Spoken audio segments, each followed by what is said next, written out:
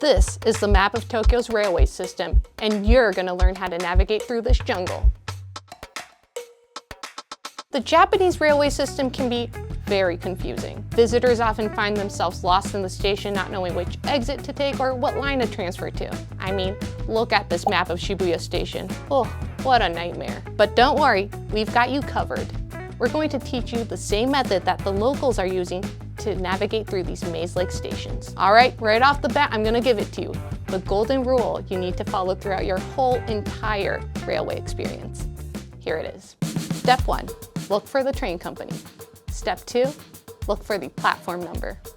Step 3, look for the exit number. Pretty simple, right? Let me explain this through a real-life scenario so you know exactly what we mean. Let's say you want to go from Haneda Airport to, say, a hotel near Tokyo Station. To begin our journey, always use a railway route search app so you know exactly which train to take and what time.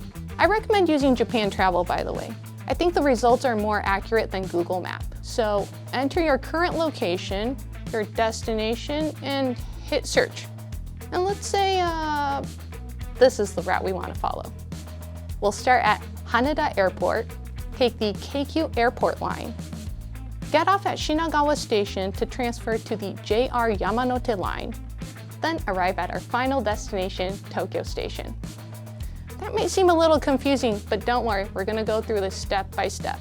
So let's head on over to Haneda Airport. So here we are, we're at Haneda Airport.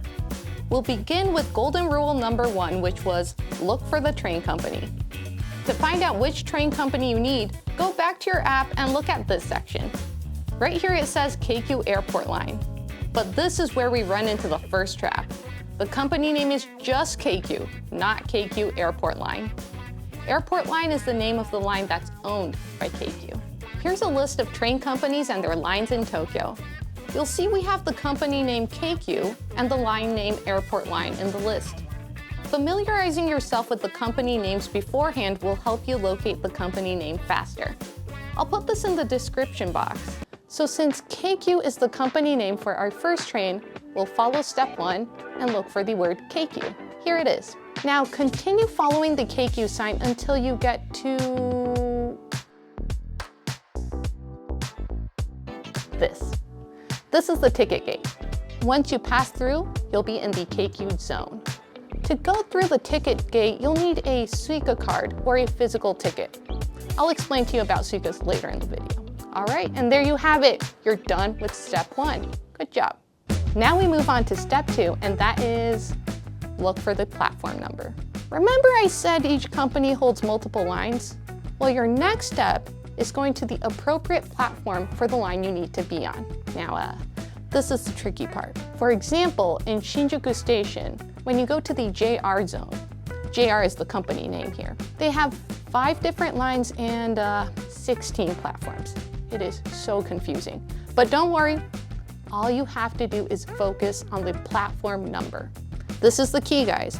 A lot of people are going to tell you to look for the line name, but in many cases, the stations will have multiple platforms for the same line, so it's hard to tell which one's the right one. Luckily, with many railway route search apps, including Japan Travel, they'll tell you which platform you need to be at and when. So for our route, we need to be on platform 2 at 3:25. Now remember guys, Japan is well known for their super punctual train systems. So if your route tells you to be there at 3:25, treat it like it's your first date and don't be late. Be there at 3:25. After passing through the gate with the Suica card, look for our platform number, which was platform number 2.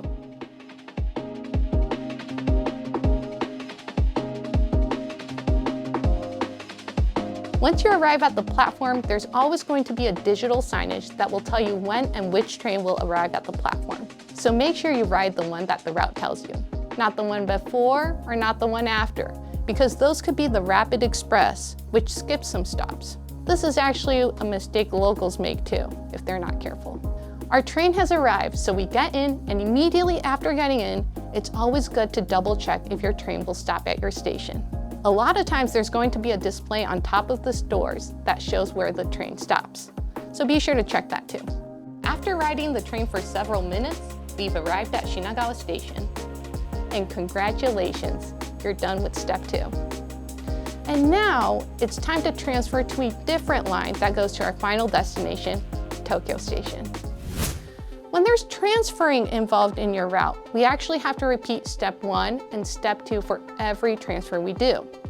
We'll get to step 3 when we're done with all the transfers and the only thing left to do is to head for the exits. By the way, if you're transferring to a line under the same company, you actually can skip step 1 and go to step 2 because you're already in that company's zone.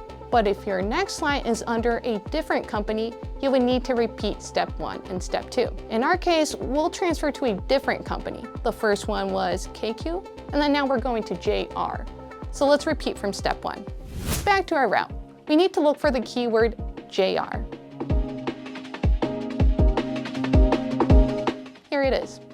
So we follow the sign until we arrive at the ticket machine. We found the ticket gate, so we're done with step 1. We'll go through it with the Suica card and enter into the JR zone. Now, let's go to step 2 and look for the platform. This time we need to look for platform 1. When you're in a big station like the one we're in right now, the signs can be a little bit overwhelming. Let's quickly go over that too. The key is to look for the black line that separates the sign into sections. So in this case, we have the black line here, and we get 6 different sections, each with a direction arrow. When you find your platform number, which is platform 1 in our case, you'll know it's in the box with the go left arrow. And that's how you can quickly read the signs in large stations. Okay, let's get back to our route. So we keep following platform 1, and we've arrived. Let's look at the digital signage for this. This only says next train in 2 minutes, and after that, 6 minutes. When it's written like this, you're actually lucky. This usually means that all trains stopping at the platform are exactly the same type of train. So in these cases, you actually don't have to worry about getting on the same exact one as your app. Once again, we get on the train and double check to see if it actually stops. And yes, this stops at Tokyo. All right, we got off at Tokyo Station, and now it's time for our final step. Look for the exit number. Your exit number on the app is written right here. So we're looking for Yaesu Central exit. Once we get off the train, immediately look for the exit number. Don't blindly follow the crowd. Platforms often have multiple stairs that lead to different exits, so you need to take the appropriate stairs. To do that, look for the signs with the yellow background. Exit informations are always written on yellow, and it could be anywhere from panels in the middle of the platform, signs to a pole, to signs on the ceiling. So looking at the sign, you'll know that you need to take these stairs to get to the Yaesu Central exit. After getting off the platform, we'll continue to follow Yaesu Central exit.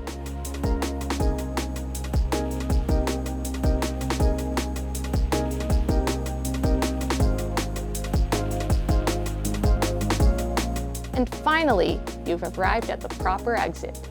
What did you think? Not as bad as you thought, right? This 3-step process is the same method that the locals use, so it's definitely reliable.